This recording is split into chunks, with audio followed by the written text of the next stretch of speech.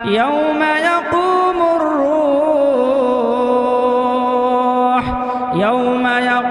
الروح والملائكة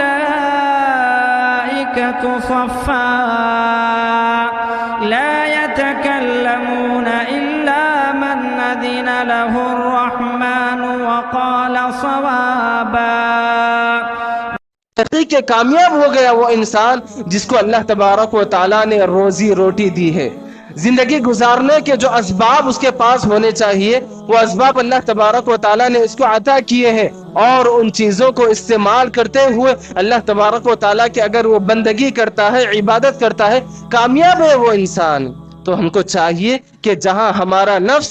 پیسوں کی لالچ میں آتا ہے، پیسوں کی محبت میں آگے بڑھنے کی کوشش کرتا ہے، ہمارے نفس کو ہم کنٹرول کریں، ہم اپنے نفس کو کنٹرول میں کر اپنے آپ کو قناعت پسند بنانے کی کوشش کریں۔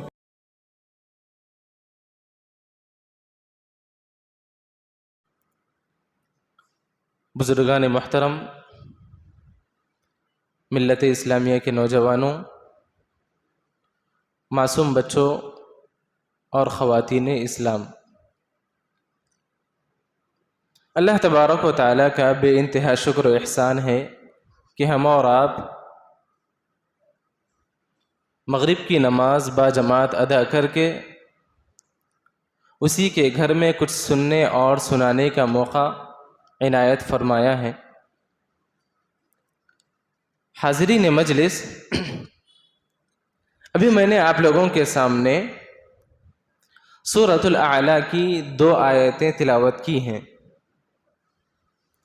پہلی جو آیت اللہ تبارک و تعالیٰ نے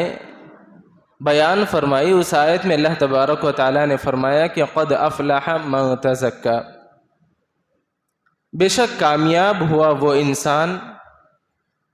جس نے اپنے نفس کا تزکیہ کیا، وَذَكَرَ اسْمَ رَبِّهِ فَصَلَّى، اور اللہ تبارک و تعالیٰ کے نام کو یاد کیا اور نمازوں کا اہتمام کیا۔ اس آیت میں اللہ تبارک و تعالیٰ نے پہلی جو آیت ہے، پہلی آیت میں اللہ تبارک و تعالیٰ نے کامیابی کی، کامرانی کی جو بشارت سنائی ہے، وہ اس آدمی کے لیے ہے جو آدمی اپنے آپ کا تزکیہ کرتا ہے، اپنے نفس کو پاک کرنے کی کوشش کرتا ہے، اپنے دل کو گناہوں سے، گندگیوں سے، برائیوں سے، نافرمانیوں سے، ہر بری چیز سے اپنے آپ کو پاک کرنے کی کوشش کرتا ہے، اس کو تزکیہ کہا جاتا ہے۔ دیکھیے، اگر ہم قرآن و حدیث کا مطالعہ کریں گے تو ہمیں ایک بات سمجھ میں آتی ہے کہ اللہ تبارک و تعالیٰ نے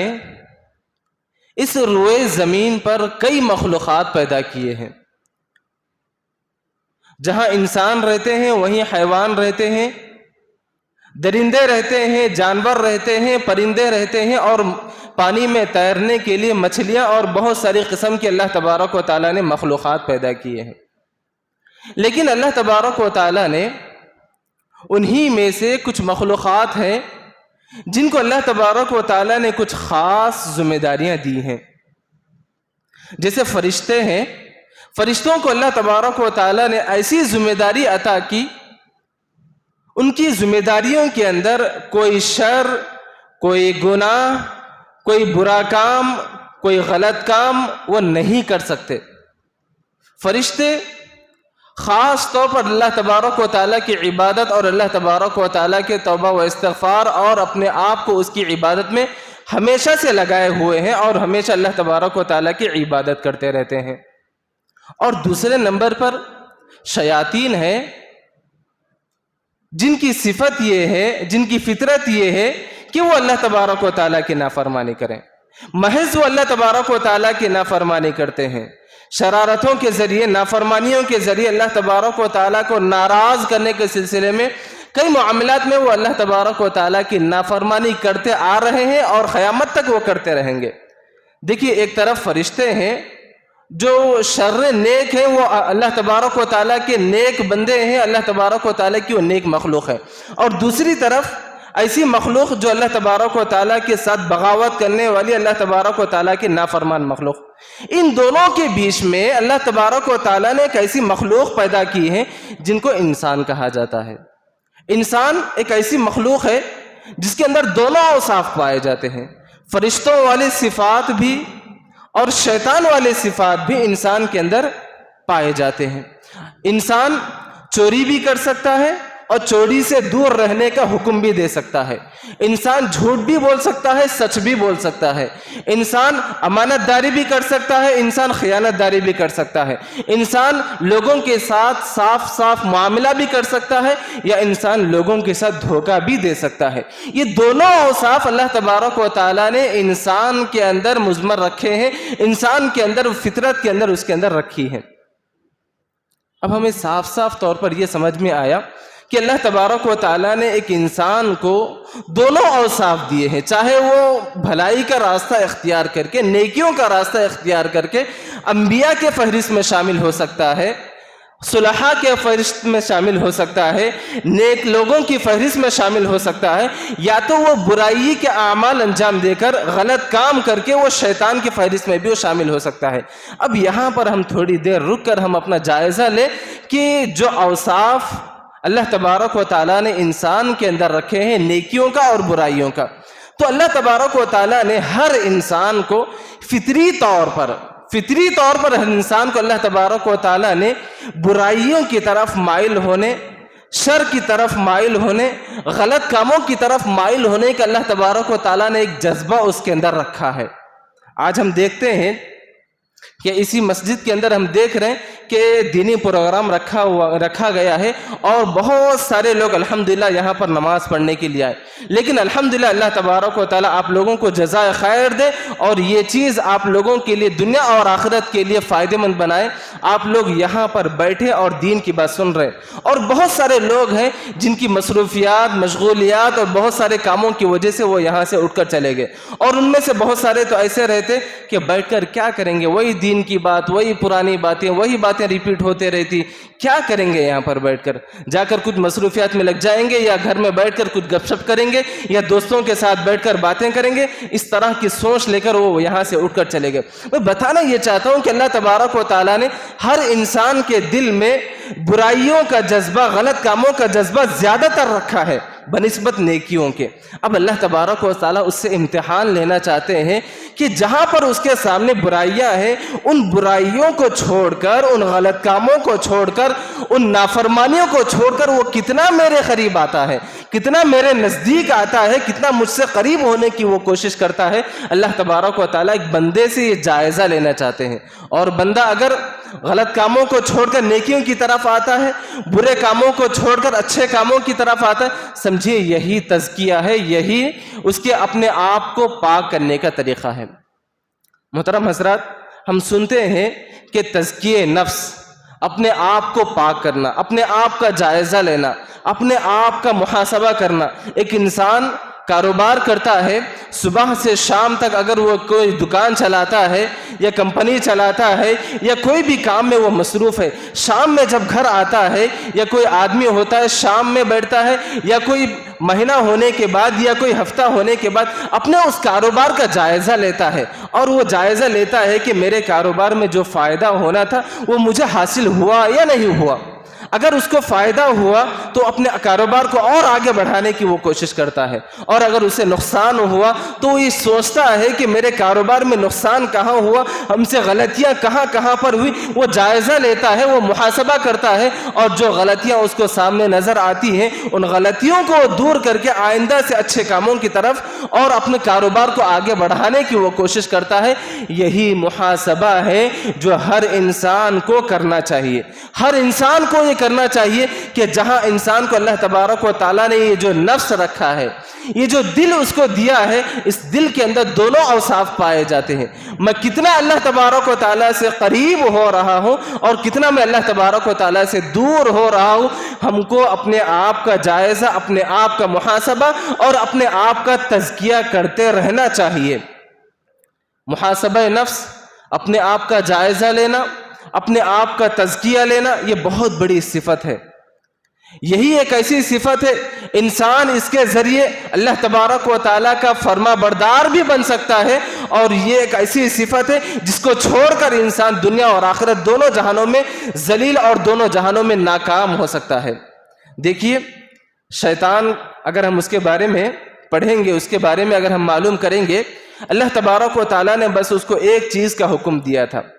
شیطان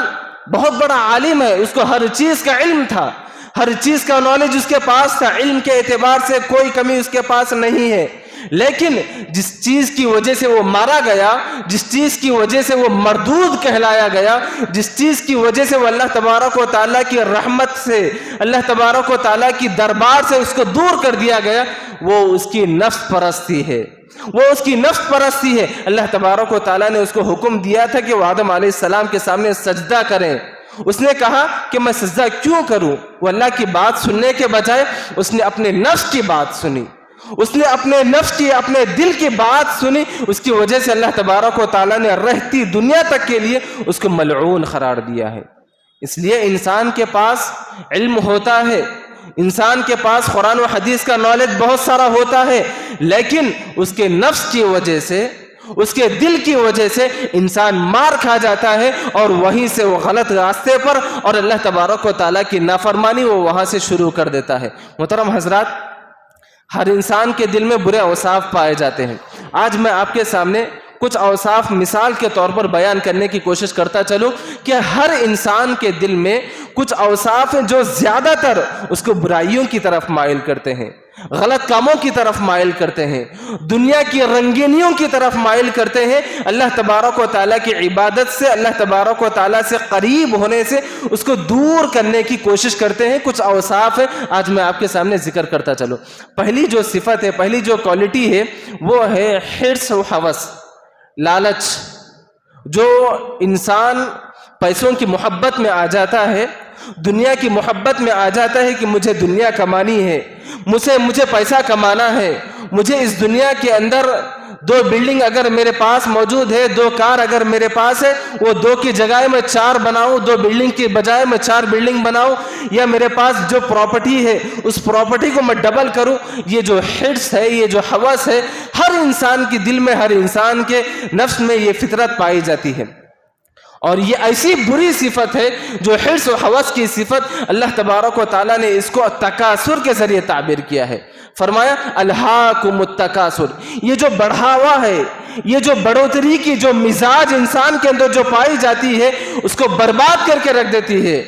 اور چاہیے، مزید چاہیے، اور ترقی کرنا چاہتا ہوں، اور آگے بڑھنا چاہتا ہوں۔ 2 لاکھ ہے، اس کو 4 لاکھ بنانے کی کوشش کرتا ہوں، 2 کروڑ ہے، اس کو 4 کروڑ بنانے کی کوشش کرتا ہوں۔ یہ جو پیسوں کی محبت ہے، انسان نے اس کو اتنا اندھا بنا دیا، اتنا اندھا بنا دیا۔ اللہ تبارک و تعالیٰ کہتے ہیں الہاکم التکاثر حتی زرتم المقابر۔ یہ پیسوں کی محبت، یہ تکاثر، یہ لالچ نے انسان کو اتنا اندھا اور اتنا بہرا بنا دیا کہ اس کو جب آنکھ کھلتی ہے، دیکھتا ہے اس کے سامنے خبر کا گڑھا ہے، خبر کے گڑھے کے سامنے پہنچنے تک اس کو محسوس نہیں ہوتا، اس کو احساس نہیں ہوتا۔ جب وہ خبر کے سامنے اپنی آنکھیں کھولتا ہے، تب جا کر اس کو ہوس، اس کو احساس ہوتا ہے کہ میں پیسوں کی لالچ میں اتنا اندھا ہو گیا تھا، آج میرے سامنے خبر ہے اور مجھ کو اب احساس ہو رہا ہے۔ اس کے عوض میں پیارے نبی صلی اللہ علیہ وسلم نے فرمایا، آپ صلی اللہ علیہ وسلم فرماتے ہیں اگر تمہارے دل میں ہوس پیدا ہو جائے، تمہارے دل میں اگر لالچ پیدا ہوتی ہے، تو یاد رکھو قناعت اپنے اندر پیدا کرو۔ قناعت کیا چیز ہے؟ جو ہم محنت کرتے ہیں، جو ہم کاروبار کرتے ہیں، جو ہم بھاگ دوڑ کرتے ہیں، اور جو بھی اللہ تبارک و تعالی ہم کو عنایت فرماتے ہیں، جو بھی اللہ تبارک و تعالی ہمارے رزق میں جو روزی روٹی لکھی رکھی ہے، اس پر ہم اپنے آپ کو مطمئن رکھ کر اسی پر اللہ تبارک و تعالی سے راضی ہو کر اللہ تبارک و تعالی کی عبادت کرنا، یہ قناعت ہے۔ حرص و ہوس بہت بڑی صفت ہے، بہت بری صفت ہے۔ پیارے نبی صلی اللہ علیہ وسلم فرماتے ہیں لو کان لابن آدم وادیان من ذهب لابتغى ثالثا ولا يملأ جوف ابن آدم الا التراب۔ آپ صلی اللہ علیہ وسلم نے فرمایا کہ آدم کے اس بیٹے کو، دنیا کے اندر جتنی بھی مخلوقات ہے، اس مخلوقات کو اگر 2 سونے کے پہاڑ بھی دے دیے جائیں، پہاڑ سونے کے، اگر 1 کلو سونا ہمارے گھر میں رکھا ہوا ہے، ہمارے لیے جنت بن جاتی ہے۔ اگر دو سونے کے پہاڑ اس کے حوالے کر دیا جائے، اس کے تابع کر دیا جائے، انسان خاموش نہیں بیٹھتا، تیسرے پہاڑ کی تلاش میں نکلتا ہے۔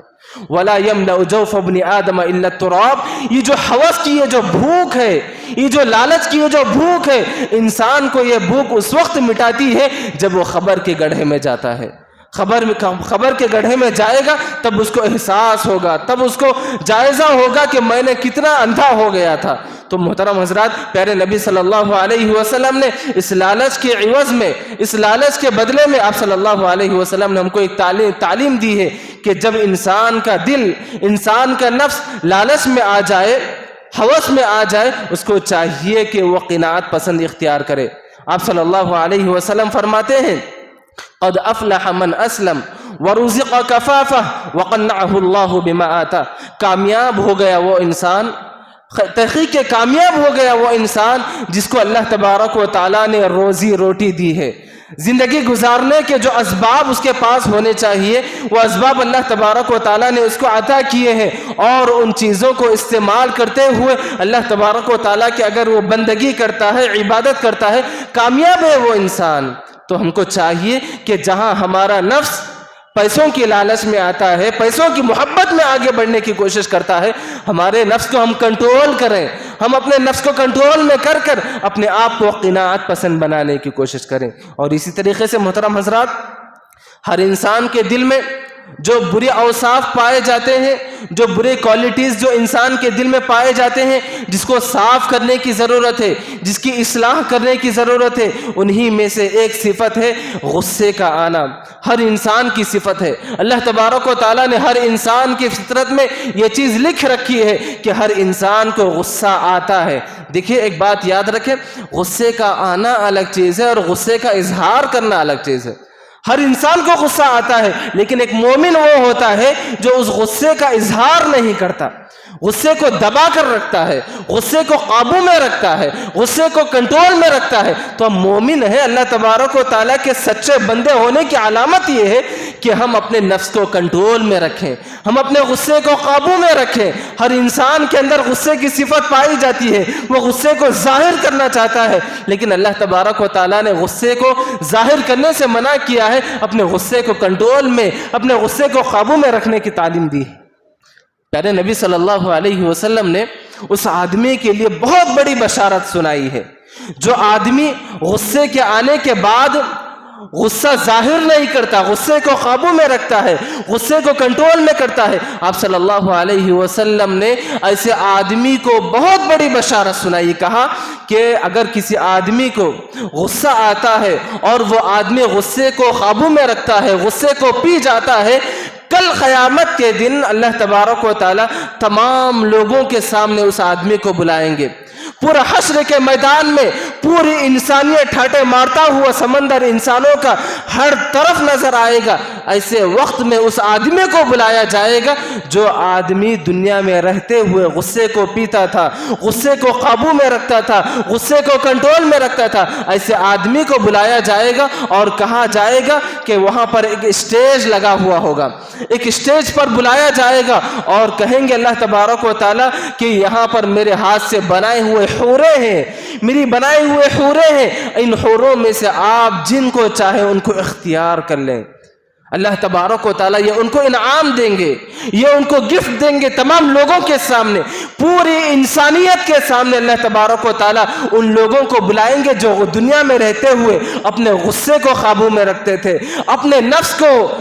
کنٹرول میں رکھتے تھے۔ ایسے لوگوں کو اللہ تبارک و تعالیٰ تمام انسانیت کے سامنے بلا کر ان لوگوں کو اتنا بڑا انعام دیا جائے گا۔ سبحان اللہ، کون نہیں چاہے گا، کس کو طلب نہیں ہوگی کہ کل قیامت کے دن تمام انسانیت کے سامنے، پورے لوگوں کے سامنے اگر اس کو بلا کر اس کو کوئی گفٹ دیا جاتا ہے۔ آج ہماری اس دنیا کے اندر ہی اگر کوئی فنکشن ہو یا کوئی پروگرام ہو اور وہاں پر ہزاروں کی تعداد میں اگر کوئی لوگوں کو، کسی کو، آدمی کو بلا کر انعام دیا جاتا ہے یا اس کی شال پوشی کی جاتی ہے یا اس کو کوئی گفٹ دیا جاتا ہے تو اس کی خوشی کا کوئی حساب نہیں ہوتا۔ وہ خوش ہوتا ہے، اس کے ماں باپ خوش ہوتے ہیں، اس کے گھر والے خوش ہوتے ہیں، اس کی بیوی بچے خوش ہوتے ہیں اور اس کے خاندان خاندان والے خوش ہوتے ہیں، اور وہاں پر کل قیامت کے دن اللہ تبارک و تعالیٰ پوری انسانیت کے سامنے آدم علیہ السلام سے لے کر قیامت تک آنے والی پوری انسانیت وہاں پر ہوگی، ان تمام لوگوں کے سامنے اللہ تبارک و تعالیٰ اس آدمی کو بلا کر وہاں پر انعام دیں گے۔ تو معلوم یہ ہوا کہ ہم اپنے غصے کو قابو میں رکھیں، اپنے نفس کے اندر جو برائی پائی جاتی ہے، جو بری صفت پائی جاتی ہے، اس دوسری صفت کو، غصے کو قابو میں رکھ کر اللہ تبارک و تعالیٰ کی مقرب، اللہ تبارک و تعالیٰ کے محبوب بندے بننے کی کوشش کریں۔ اور اسی طریقے سے حضرات، جو انسان کے اندر برے اوصاف پائے جاتے ہیں، انہی اوصاف میں سے، انہی کوالٹیز میں سے ایک کوالٹی یہ ہے، ایک صفت یہ ہے کہ ہر انسان کا نفس یہ چاہتا ہے، ہر انسان کا دل یہ چاہتا ہے کہ انتقام لے، بدلہ لے۔ اگر کوئی آدمی مجھے ایک گالی دیتا ہے تو میرا نفس یہ چاہتا ہے کہ میں اس کو 2 گالی دوں۔ اگر کوئی انسان مجھے اینٹ پھینک کر مارتا ہے، میرا نفس یہ چاہتا ہے کہ میں اس کو پتھر سے ماروں۔ اگر کوئی مجھے 2 تھپڑ مارتا ہے، میرا نفس یہ چاہتا ہے کہ غصے میں آ کر میں اس کو 4 تھپڑ ماروں۔ ہر انسان کا نفس یہ چاہتا ہے کہ اس کو زیادہ سے زیادہ انتقام لوں، بدلہ لوں، اس کا جتنا ہو سکے اتنا اس کا جواب دینے کی کوشش کروں۔ لیکن اسلام نے ہم کو تعلیم دی، شریعت نے ہم کو پیاری تعلیم دی۔ آپ صلی اللہ علیہ وسلم نے فرمایا کہ اگر تمہارے اندر انتقام لینے کا جذبہ پایا جاتا ہے، اگر تمہارے اندر بدلہ لینے کا جذبہ پایا جاتا ہے، اسلام نے تم کو بدلہ لینے سے منع نہیں کیا، شریعت نے تم کو بدلہ لینے سے منع نہیں کیا۔ اگر تم کو کوئی ایک تھپڑ مارے تو تمہیں اختیار ہے، تمہیں حق ہے کہ تم بھی اس کو پلٹا کر ایک تھپڑ مار سکتے ہو۔ اگر تم کو کوئی ایک پتھر مارے، پلٹا کر تم اس کو ایک پتھر مار سکتے ہو۔ لیکن پیارے نبی صلی اللہ علیہ وسلم نے حکم دیتے ہیں، فرمایا کہ اگر کوئی آدمی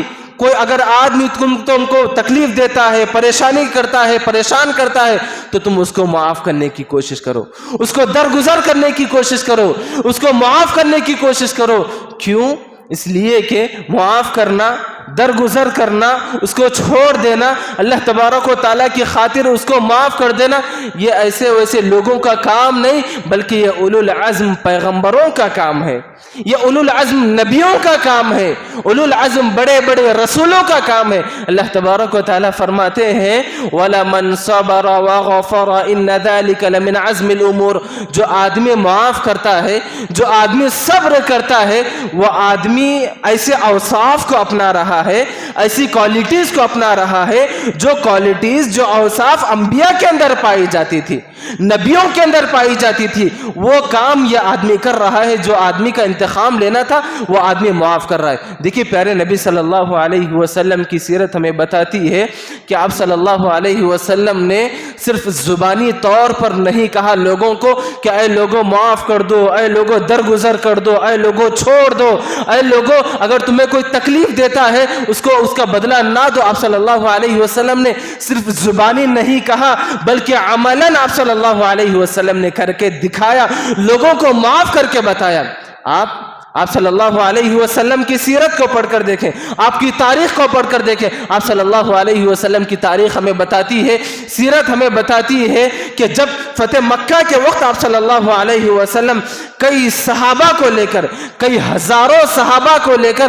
جب مکہ میں جاتے ہیں اور وہاں پر آپ صلی اللہ علیہ وسلم 2 رکعت نماز سے فارغ ہوتے ہیں، 2 رکعت نماز پڑھنے کے بعد آپ کے ساتھ کئی ہزاروں صحابہ ہیں، کئی ہزاروں صحابہ آپ کے ساتھ موجود ہیں، اور آپ کے ساتھ وہ دشمنان اسلام بھی موجود ہیں جو آپ صلی اللہ علیہ وسلم کو مکے میں رہتے ہوئے تکلیف دیا کرتے تھے، آپ پر پتھر برسایا کرتے تھے، آپ پر کیچڑ برسایا کرتے تھے، آپ کے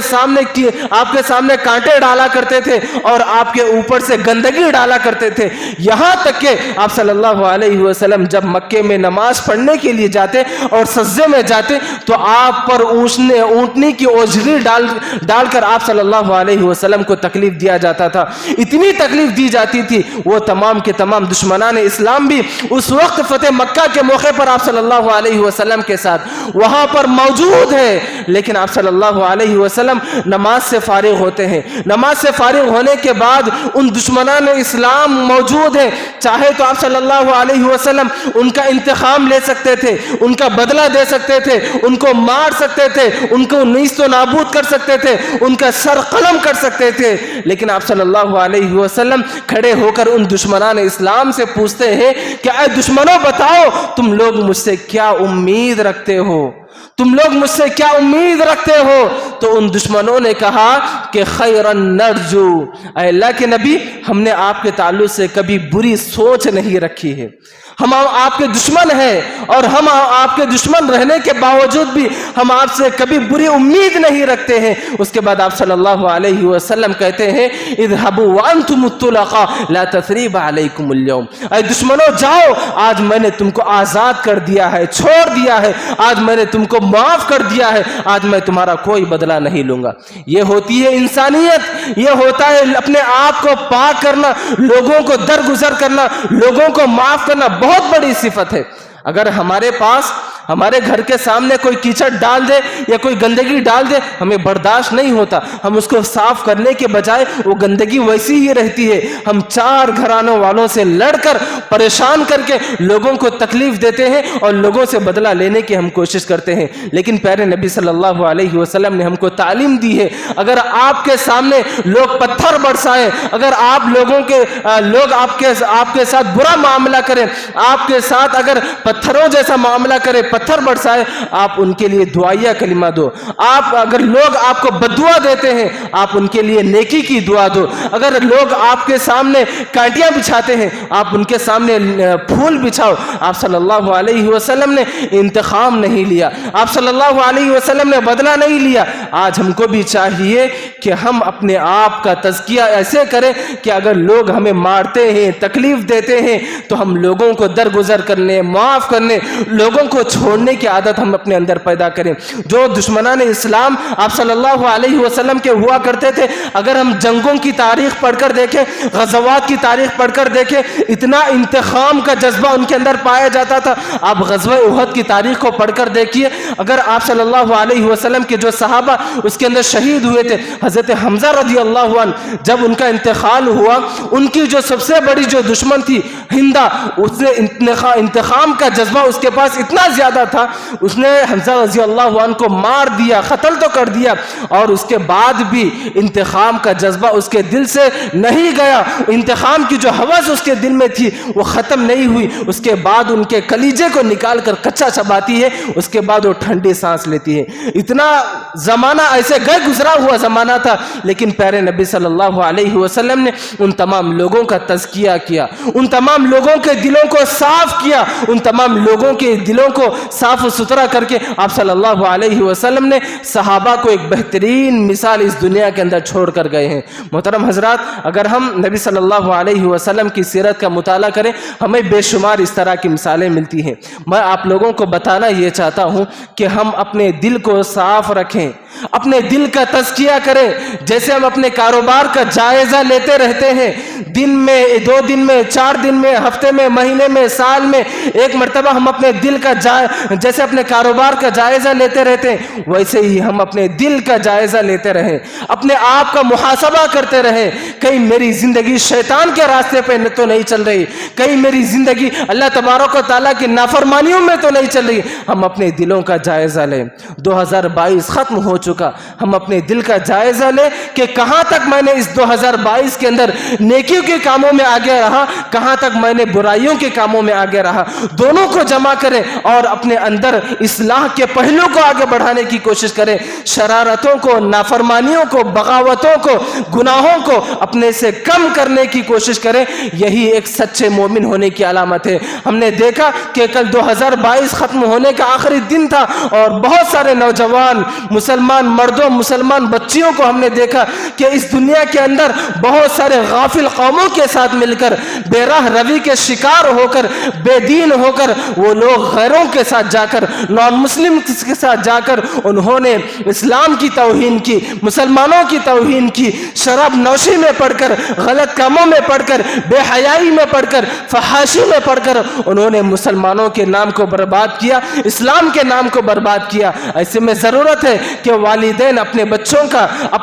کا جائزہ لے، اپنے بچوں کا جائزہ لے کہ میرے بچے کہاں جا رہے ہیں، میرے بچے کس کے ساتھ جا رہے ہیں، میرے بچے کس کے ساتھ اٹھ بیٹھ رہے ہیں، میرے بچوں کی ملاقات کس کے ساتھ ہو رہی ہے۔ والدین اپنے بچوں کا جائزہ لے، ان کے دین کی اصلاح کرنے کی کوشش کریں، ان کے اخلاق کی اصلاح کرنے کی کوشش کریں، ان کے اعمال کی اصلاح کرنے کی کوشش کریں۔ جب تک والدین ذمہ دار نہیں بنیں گے تب تک آپ کے بچے ذمہ داری سے اپنی زندگی کو صحیح طور پر نہیں گزار سکیں گے۔ جب آپ کے بچے غلط ہوں گے اور ان کے بعد آنے والی نسل بھی ویسے ہی روش پر چلتے رہے گی، اور اس کے بعد آنے والی پوری نسل، آنے والا پورا مستقبل، آنے والا پورا فیوچر بدنام ہوتے جائے گا، مسلمان بدنام ہوں گے، اسلام بدنام ہوگا۔ اس لیے ضرورت ہے ہمیں کہ ہم اپنے جائزہ لیں، اپنے دلوں کا جائزہ لیں، اپنے نفس کا تزکیہ کریں۔ حضرت عمر رضی اللہ عنہ کہا کرتے تھے، حاسبوا انفسکم قبل ان تحاسبوا، اے لوگو اپنے دلوں کا جائزہ لے لیا کرو، اپنے دلوں کا، اپنے نفس کا، اپنے دل کا حساب لے لیا کرو قبل اس کے کہ تمہارا جائزہ لیا جائے، قبل اس کے کہ اللہ تبارک و تعالیٰ کل اپنے دربار میں بلا کر تم کو سوالات کرے، تمہارا حساب لے، تمہارا جائزہ لے۔ اس سے پہلے تم اپنا جائزہ لو۔ یاد رکھو کل قیامت کے دن اگر اللہ تبارک و تعالیٰ تمہارا جائزہ لیں گے، تمہارا حساب لیں گے، اس کے بعد تمہیں اپنے نفس کو پاک کرنے کا موقع نہیں دیا جائے گا۔ وہاں پر اللہ تبارک و تعالیٰ کے سامنے ایک مرتبہ ٹھہر جائیں گے، ایک مرتبہ جواب دینے کے لیے چلے جائیں گے، واپس آنے کا، لوٹ کر اپنے آپ کو صاف کرنے کا موقع وہاں پر نہیں ملے گا قبل اس کے کہ یہاں پر تم اپنے دل کو صاف کر سکتے ہو، اپنے دل کا جائزہ لے سکتے ہو، اپنے آپ کا محاسبہ کر سکتے ہو، شرارتوں سے دور ہو سکتے ہو۔ یہاں پر جائزہ لے لو، یہاں پر تمہارے پاس وقت ہوگا، ٹائم ہوگا، اپنے دل کو صاف کرنے کے لیے اپنے آپ کو صاف کرنے کی کوشش کرو۔ حضرت عمر رضی اللہ عنہ نے صرف حاسبوا انفسکم کہہ کر نہیں چلے گئے، لوگوں کو جائزہ لوگ اس طرح کہہ کر نہیں چلے گئے، بلکہ حضرت عمر رضی اللہ عنہ کی سیرت ہمیں بتاتی ہے کہ جب حضرت عمر رضی اللہ عنہ خلیفہ بنے، خلیفہ ثانی بننے کے بعد ایک مرتبہ حضرت عمر رضی اللہ عنہ کے تعلق سے آتا ہے کہ وہ ایک رات حضرت انس بن مالک رضی اللہ عنہ کے ساتھ ایک رات گشت کرنے کے لیے نکلے، لوگوں کا جائزہ لینے کے لیے نکلے، گلی کوچوں میں جا رہے تھے، جاتے جاتے لوگوں کا جائزہ لے رہے تھے کہ لوگوں کی کیفیت کیا ہے، لوگ کس حال میں زندگی گزار رہے ہیں، لوگوں کے پاس ضروریات کے لیے چیزیں ہیں یا نہیں ہے، ان کو فراہم کرنے کی ضرورت ہے یا نہیں۔ یہ تمام جائزے لینے کے لیے حضرت عمر رضی اللہ عنہ ایک رات انس بن مالک رضی اللہ عنہ کے ساتھ گلی میں جا رہے تھے۔ انہوں نے حضرت انس بن مالک رضی اللہ عنہ سے کہا کہ اے انس بن مالک رضی اللہ عنہ، تم یہیں پر ٹھہرے رہو، میں ضرورت سے فارغ ہو کر واپس آ جاؤں گا۔ اگر ہم سے کوئی آدمی کہتا ہے کہ جاتے جاتے اگر ہم سے کوئی کہے کہ یہاں پر ٹھہرے رہو، میں ضرورت سے فارغ ہو کر آ جاؤں گا، تو ہم یہ سمجھتے ہیں کہ قضائے حاجت کے لیے گئے ہوں گے، ٹوائلٹ کے لیے گئے ہوں گے، وہ تھوڑی دیر میں واپس آ جائیں گے۔ ویسے ہی حضرت عمر رضی اللہ عنہ نے حضرت انس بن مالک رضی اللہ عنہ کو یہ بول کر چلے گئے، اور بہت دیر ہو چکی تھی، حضرت عمر رضی اللہ عنہ واپس نہیں آئے۔ انس بن مالک رضی اللہ عنہ کو تلاش کرتے ہوئے نکلے کہ حضرت عمر رضی اللہ عنہ آخر کہاں چلے گئے، اور انہوں نے دیکھا، حضرت انس بن مالک رضی اللہ عنہ نے دیکھا کہ ایک کھجور کا باغ ہے، اور پوری دیوار لگی ہوئی ہے، باؤنڈری لگی ہوئی ہے، اور اس کھجور کے باغ میں جا کر حضرت عمر رضی اللہ عنہ بیٹھ گئے، اور حضرت عمر رضی اللہ عنہ کو معلوم نہیں کہ کھجور کے باغ کے باہر، باؤنڈری کے باہر، دیوار کے باہر انس بن مالک رضی اللہ عنہ ان کی باتوں کو سن رہے ہیں۔ حضرت عمر رضی اللہ عنہ کو، حضرت انس بن مالک رضی اللہ عنہ کو نہیں معلوم، اور حضرت عمر رضی اللہ عنہ اپنے آپ پر ملامت کر رہے ہیں، اپنے نفس پر ملامت کر رہے ہیں، اپنے دل کا جائزہ لے رہے ہیں، اپنے نفس کا محاسبہ کر رہے ہیں۔ حضرت انس بن مالک رضی اللہ عنہ دیوار کے باہر سے پوری گفتگو سن رہے ہیں، پوری باتیں سن رہے ہیں۔ حضرت انس بن مالک رضی اللہ عنہ کہتے ہیں کہ حضرت عمر رضی اللہ عنہ اپنے آپ کو ملامت کرتے ہوئے کہہ رہے ہیں کہ اے عمر، اے خطاب کے بیٹے عمر، اے خطاب کے بیٹے عمر، تم ایک نارمل سے انسان ہو، ایک نارمل سے انسان ہو، تمہاری حیثیت اس سے بڑھ کے کوئی نہیں ہے، تم امیر المؤمنین ہو، لیکن تمہیں یہ چیز گمنام نہ کر دے، تمہیں یہ چیز بادشاہ کے مقام پر نہ پہنچا دے، تمہیں یہ چیز بڑے عہدے پر نہ پہنچا دے۔ اس خوشی میں رہ کر تو تم کوئی بڑے عہدے پر فائز نہیں ہو جاتے، اپنے آپ کو ملامت کر رہے ہیں، اپنے آپ کا تزکیہ کر رہے ہیں، اپنے آپ کو محسوس کر رہے ہیں، اپنے آپ کو دبانے کی کوشش کر رہے ہیں کہ تم زیادہ آگے بڑھنے کی کوشش مت کرو، تو تم زیادہ اپنے آپ کو پرہ لگا کر ہواؤں میں اڑانے کی کوشش مت کرو۔ تم ایک نارمل سے انسان ہو، تم اس دنیا میں پیدا ہوئے، تمہیں خطاب کے بیٹے ایک نارمل جیسے انسان زندگی گزارتا ہے، تمہاری بھی زندگی اتنی ہی ہے، تم کوئی بڑے انسان نہیں ہو۔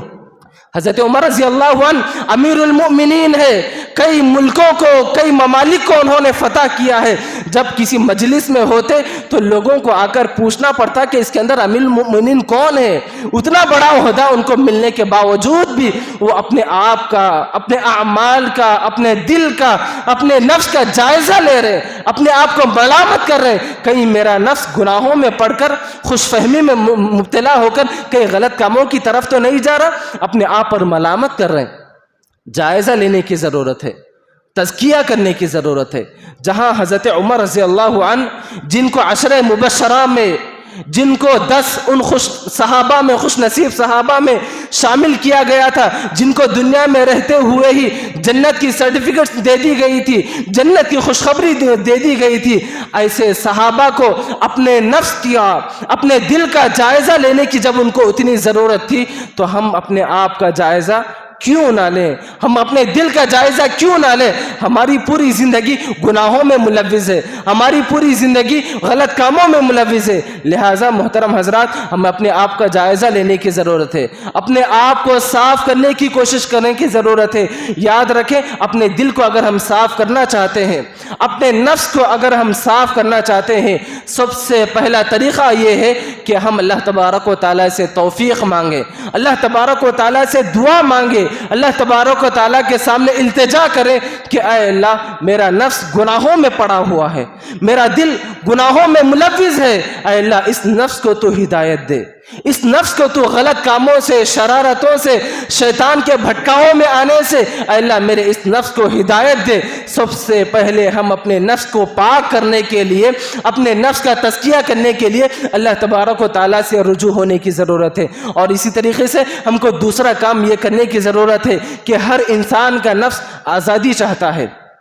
ہر انسان کا نفس آزادی چاہتا ہے، اس لیے ہم آزادی کو پسند نہ کرتے ہوئے ہم علماء کی صحبت کو پسند کریں، ہم ان علماء کے ساتھ رہیں جن کی زندگی قرآن و حدیث کی روشنی میں گزرتی ہے۔ دیکھیے پیارے نبی صلی اللہ علیہ وسلم کے ساتھ جو لوگ رہا کرتے تھے وہ صحابہ تھے، اور پیارے نبی صلی اللہ علیہ وسلم کے وہ پیارے صحابہ جنہوں نے رہتی دنیا تک کے لیے ایک نمونہ قائم کیا ہے، ایک بہترین مثال پوری انسانیت کے لیے انہوں نے قائم کیا ہے، جس کی وجہ سے اللہ تبارک و تعالیٰ نے ان کے ایمان کی مثال، ان کے اخلاق کی مثال، ان کے کردار کی مثال، ان کے کیریکٹر کی مثال قرآن مجید میں دیتے ہوئے کہتے ہیں فَإِنْ آمَنُوا بِمِثْلِ مَا آمَنْتُمْ بِهِ فَقَدْ اهْتَدُوا۔ اگر تم ہدایت یافتہ ہونا چاہتے ہو، اگر تم صحیح اخلاق اور صحیح ایمان والے ہونا چاہتے ہو، ان ایمان والے، ان صحابہ کے جیسا ایمان تم کو اختیار کرنا پڑے گا۔ ان کو وہ تربیت کہاں سے ملی، ان کا یہ تزکیہ کہاں سے ہوا، انہوں نے اپنے نفس کا، اپنے دل کا جائزہ، انہوں نے اپنے آپ کو کیسے پاک کیا؟ وہ نبی کی صحبت میں ہوا کرتے تھے، وہ نبی کی صحبت میں رہا کرتے تھے۔ نبی عالم دین تھے، نبی آپ صلی اللہ علیہ وسلم بہت بڑے عالم تھے، ان کی صحبت میں وہ رہا کرتے تھے، جس کی وجہ سے وہ صحابہ بھی نبی کے نقش قدم پر چلا کرتے تھے۔ تو آج ہمیں بھی ضرورت ہے کہ ہم اپنے نفس کو آزاد چھوڑنے کے بجائے ہم علماء کے ساتھ رہیں۔ علماء رسولوں کے وارث ہوا کرتے تھے، علماء انبیاء کے وارث ہوا کرتے ہیں، اس لیے ہم کو چاہیے کہ آج نبی نہیں ہے، آج صحابہ نہیں ہے، آج ان کے وارث اس دنیا کے اندر موجود ہے۔ قرآن و حدیث کا علم دینے والے، نبی صلی اللہ علیہ وسلم کی تعلیم دینے والے اس دنیا کے اندر موجود ہیں۔ تو ہم کو چاہیے کہ ہم علماء کی صحبت میں رہیں، دینی مجلسوں سے جڑ کر رہیں، دینی علماء سے جڑ کر رہیں، تو ہم اپنے آپ کا تزکیہ کر سکتے ہیں، اپنے نفس کا تزکیہ کر سکتے ہیں، اپنے آپ کو گناہوں سے دور رکھ کر ہم اپنے آپ کو نیکیوں کی طرف لے کر چل سکتے ہیں۔ اور اسی طریقے سے ہم اپنے آپ کا تزکیہ اس طرح بھی کریں کہ خود اپنے آپ کا جائزہ لیتے رہیں، اپنے آپ کا جائزہ لیتے رہیں کہ کہیں میرے سے غلطیاں نہیں ہو رہی ہے، میں کتنے مرتبہ جھوٹ بول رہا ہوں، میں کتنے مرتبہ سچ بول رہا ہوں، اپنے آپ کا خود جائزہ لیتے رہیں۔ آپ اللہ تبارک و تعالیٰ نے فرمایا قد افلح من زکاها وقد خاب من دساها۔ آپ صلی اللہ علیہ وسلم نے فرمایا، اللہ تبارک و تعالیٰ فرماتے کامیابی اس انسان کے لیے ہے جو انسان خود اپنے آپ کا تزکیہ کرتا ہے، جو انسان خود اپنے آپ کو پاک کرنے کی کوشش کرتا ہے۔ تو ہم کو چاہیے کہ ہم علماء کی صحبت میں رہیں، اپنے آپ کو پاک کرنے کی ہم خود کوشش کریں، تو انشاءاللہ کوئی بعید نہیں کہ ہم گناہوں سے دور ہو کر، غلط کاموں سے دور ہو کر ہم اپنے آپ کا تزکیہ کر سکتے ہیں، ہم اپنے آپ کا محاسبہ کر سکتے ہیں، ہم اپنے آپ کا جائزہ لے سکتے ہیں، ہم اپنے آپ کو نیکیوں کی طرف لا سکتے ہیں۔ میں یہی بات کہتے ہوئے میں اللہ تبارک و تعالیٰ سے دعا کرتا ہوں کہ اللہ تبارک و تعالیٰ ہم تمام لوگوں کو، ہم تمام مرد و حضرات کو اللہ تبارک و تعالیٰ نیکیوں کی طرف آگے بڑھنے کی توفیق عطا فرمائے، برائیوں سے دور رہنے کی توفیق عطا فرمائے۔ اللہ تبارک و تعالیٰ جہاں ہمارے اندر برے اوصاف پائے جاتے ہیں، نافرمانی جیسے اوصاف ہمارے اندر پائے جاتے ہیں، اللہ تبارک و تعالیٰ ہم تمام لوگوں کو ان اوصاف سے بچ کر تیری عبادت کرنے اور تیری فرما برداری کرنے کے اللہ تبارک و تعالیٰ ہم تمام کو توفیق عطا فرمائے۔ اللہ تبارک و تعالیٰ ہماری پوری زندگی تیری اطاعت و فرما برداری میں گزارنے کی توفیق عطا فرمائے۔ جب تک ہم کو اس دنیا میں رکھ تیری ہی اطاعت و فرما برداری کرتے ہوئے زندگی گزارنے کی توفیق عطا فرما۔ ہم کو اسلام کی اور ایمان کی حالت میں زندہ رکھ، جب بھی ہمارا خاتمہ ہو اللہ تبارک و تعالیٰ ہمارا خاتمہ ایمان بالخیر ہونے کی توفیق عطا فرما۔ اے اللہ جو لوگ پریشان حال ہیں ان تمام کی پریشانیوں کو دور فرما، جو لوگ بے روزگار ہیں ان تمام لوگوں کو حلال روزی عطا فرما، اور جو بے گھر ہیں اللہ تبارک و تعالیٰ ان تمام لوگوں کے لیے رہنے کا، سہنے کا اللہ تو انتظام فرما۔ اللہ جو بھی لوگ خبروں میں سو رہے ہیں، ہمارے والدین ہو سکتے ہیں، ہمارے بھائی ہو سکتے ہیں، ہمارے اڑوس پڑوس ہوتے ہیں، یا کوئی بھی مسلمان بھائی خبروں میں سو رہے ہیں، اے اللہ ان تمام لوگوں کے لیے، اے اللہ ان تمام لوگوں کے لیے، ان تمام مرد و حضرات اور خواتین کے لیے تو جنت کی کھڑکیوں کو کھول دے۔ اگر کسی کو عذاب ہو رہا ہے اے اللہ ان کے عذاب میں کمی کر دے، اے اللہ ان تمام لوگوں کے لیے آسانی کا معاملہ فرما۔ اے اللہ آج ہم لوگ یہاں پر جس طرح جمع ہوئے ہیں کل جنت الفردوس میں ایسے ہی جمع ہونے کی توفیق عطا فرما۔ اے اللہ ہم تمام لوگوں کو ہمیشہ دینی معاملے میں آگے بڑھنے، دینی مجالس میں ہمیشہ شامل رہنے کی توفیق عطا فرما، تاکہ ہماری خود کی اصلاح ہو اور ہم اپنے گھر کی بھی اصلاح کر سکیں۔ اللہ تبارک و تعالی ہم تمام لوگوں کو کہنے سننے سے زیادہ عمل کرنے کی توفیق عطا فرما۔ آمین یا رب العالمین۔ وآخر دعوانا ان الحمد للہ رب العالمین۔ والسلام علیکم ورحمۃ اللہ وبرکاتہ۔